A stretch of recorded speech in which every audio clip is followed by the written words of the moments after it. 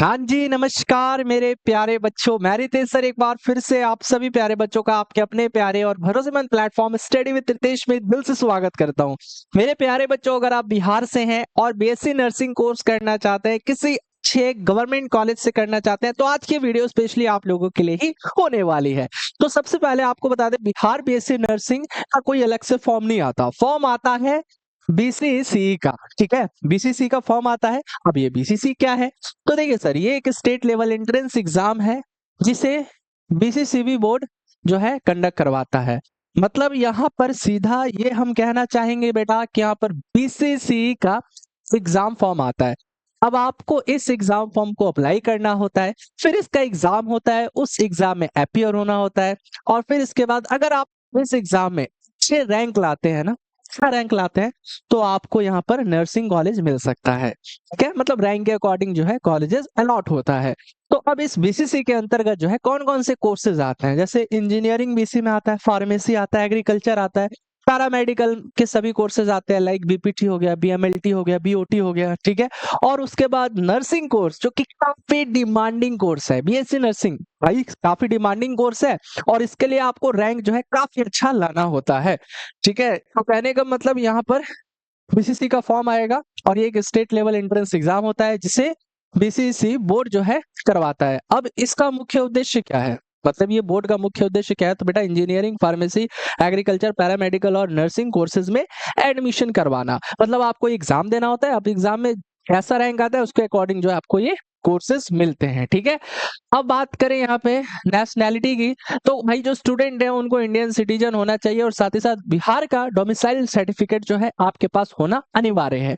इसके साथ साथ एजुकेशन क्वालिफिकेशन की अगर हम बात करें, ठीक है, तो एजुकेशन क्वालिफिकेशन में इंजीनियरिंग के लिए 12th आपका पीसीएम पास होना चाहिए। फार्मेसी अगर आप करना चाहते हैं तो इसके लिए 12th जो है पीसीबी या पीसीएम से पास होना चाहिए। एग्रीकल्चर करना चाहते हैं तो उसके लिए 12th में पीसीबी, पीसीएम या पीसीएम भी होना चाहिए। लेकिन अगर आप पैरामेडिकल या नर्सिंग करना चाहते हैं, ठीक है, पैरामेडिकल या फिर नर्सिंग करना चाहते हैं, तो आपका 12th जो है पीसीबी मतलब फिजिक्स, केमिस्ट्री, बायोलॉजी से होना चाहिए। ठीक है, अगर पीसीएमबी भी है, पीसीएमबी मतलब physics, chemistry, math, bio extra में भी है, तो भी आप जो है एलिजिबल हो। लेकिन अगर आप पीसीएम है तो यहाँ पे पैरामेडिकल या फिर नर्सिंग के लिए आप लोग एलिजिबल नहीं है। ठीक है, चलिए बात समझ में आ गया। अब इसके बाद पैरामेडिकल और नर्सिंग के लिए मिनिमम जो एज रखा गया है वो 17 ईयर्स का रखा गया है, आप यहाँ पे देख सकते हैं।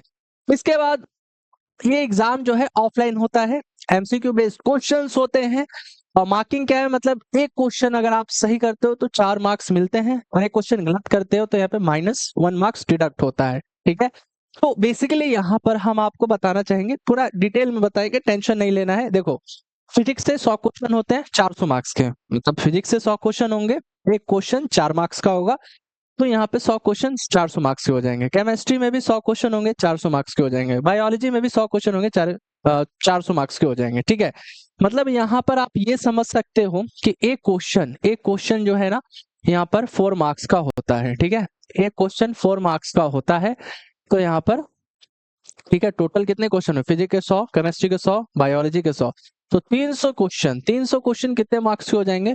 तो 300 क्वेश्चन जो है यहाँ पर, ठीक है, 300 गुने 4 कर दीजिए, यानी 1200 मार्क्स के, 1200 मार्क्स का ये आपका एग्जाम होता है। ठीक है, मतलब टोटल जो है 300 क्वेश्चन 1200 मार्क्स के होते हैं। ठीक है, लेकिन अगर बेटा यहाँ पर आप, ठीक है, ये क्वेश्चन सही करते हो 4 मार्क्स मिलेगा, लेकिन एक क्वेश्चन गलत कर लोगे तो 1 मार्क्स जो है डिडक्ट हो जाएगा, काट लिया जाएगा। ठीक है, देखिए आप लोग अगर बीएससी नर्सिंग करना है आपको, तो बीसीसी का जब एग्जाम फॉर्म आप लोग फिलअप कीजिएगा तो वहां पे पीसीबी ग्रुप आपको सेलेक्ट करना होगा, या फिर अगर आपका मैथ भी एक्स्ट्रा में है तो आप पीसीएमबी ग्रुप सेलेक्ट कर लीजिएगा। ठीक है, उस तरीके से करना होता है। तो देखिए फॉर्म जो है अगर अप्रैल में आया था, ठीक है, 2025 में बात करें तो अप्रैल में आया था, तो 2026 में भी जो है पूरी संभावना है कि आपका जो एग्जाम फॉर्म है वो first week of the April आ ही जाएगा, है ना, क्योंकि ये 2025 का डेटा है, आप लोग देख सकते हो।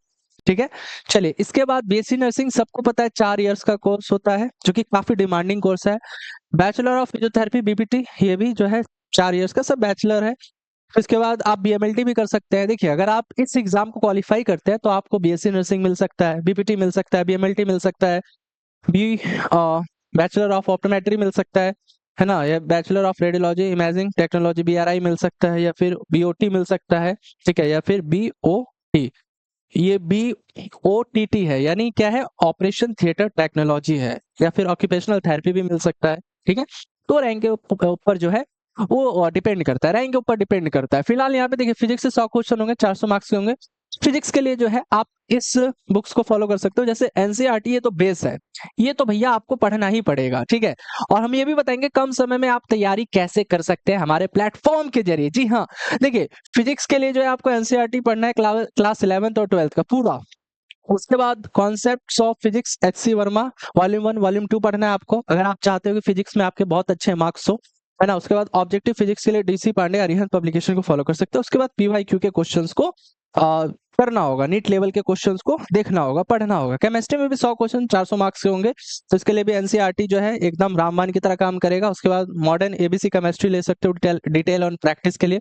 ऑब्जेक्टिव केमिस्ट्री के लिए RK गुप्ता अरिहंत को फॉलो कर सकते हो। फिजिकल केमिस्ट्री के लिए OP टैंडन को फॉलो कर सकते हो। उसके बाद PYQ के क्वेश्चन और नीट लेवल के कुछ क्वेश्चन। ठीक है, बायोलॉजी में भी जो है एनसीईआरटी बायोलॉजी जो आपको पूरा डिटेल में पढ़ना होगा। ऑब्जेक्टिव बायोलॉजी के लिए दिनेश का ले सकते हो, या प्रदीप बायोलॉजी जो है थ्योरी और MCQ के लिए ले सकते हो। MTG objective NCERT at your finger tips, ये तो भाई सबको पता होगा, जो बच्चे नीट के स्टूडेंट होंगे उन्होंने तो इस बुक को जरूर पढ़ा होगा। ठीक है, और PYQ के क्वेश्चंस को लगाना होगा BCC का। ठीक है, अब देखिए मैं आपको ये भी बताना चाहूंगा कि कट ऑफ क्या आ जाते हैं, लेकिन उससे पहले हम बताना चाहेंगे जो बच्चे स्पेशली BSc नर्सिंग की तैयारी कर रहे हैं 2026 में, यानी BCC का एग्जाम देने वाले, तो आप लोग हमारे करमवीर बैच से जुड़ जाइए। ये बैच जो है अभी हाल ही फिलहाल शुरू होने वाला है। ठीक है, करमवीर बैच, और ये आपके क्लासरूम टीचर है। अब इस बैच को में आपको क्या क्या मिलेगा, इस बैच के अंतर्गत daily live classes, recorded video, class notes, PDF, daily practice paper, weekly test, daily quiz, doubt form, doubt AI भी मिलेगा। डाउट AI की मदद से हर एक क्वेश्चन का जवाब जो है आपको विद इन 10 सेकंड मिल जाएगा। उसके बाद फिर PYQ बुक भी देंगे, इसमें BCC का 2018 से 24 तक का पेपर होगा। उसके बाद लास्ट में 3500 प्लस क्वेश्चन भी देंगे। तो बैच को लेने के लिए क्या करना है, स्टडी विद रितेश आपको इंस्टॉल कीजिए, नाम नंबर रजिस्टर कीजिए, पेड कोर्स में जाइए, BCC 2026 प्रवेश परीक्षा पर क्लिक कीजिए और करमवीर बैच से जुड़ जाइए और अपनी तैयारी शुरू कीजिए हमारे एक्सपर्ट टीचर्स के साथ। ठीक है, अधिक जानकारी के लिए दिए गए नंबर पर कॉल भी कर सकते हैं। अब देखिए कट ऑफ, ये जो है पैरामेडिकल कोर्सेज की कट ऑफ है। पैरामेडिकल मतलब जिसमें आपका BPT है, BOT है ना, BMLT है।